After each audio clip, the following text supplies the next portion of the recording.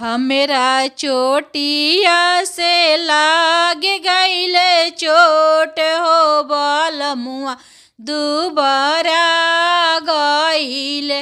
आवो आवो सासु पलंग चढ़ी बैठ अपना बबुआ के हॉर्लिक्स पियावा हो बलमुआ दुबरा गईले। हमरा चोटिया से लाग गईले चोट हो बलमुआ दुबरा गईले।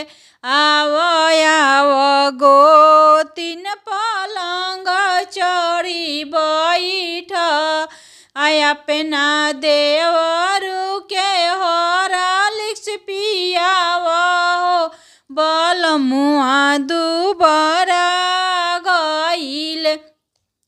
हमरा चोटिया से लाग गईले चोट हो बलमुआ दुबरा गईले।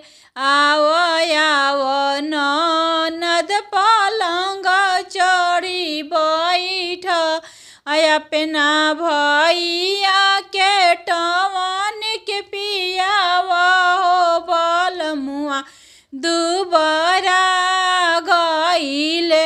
हमरा चोटिया से लाग गईले चोट हो बलमुआ दुबरा गईले।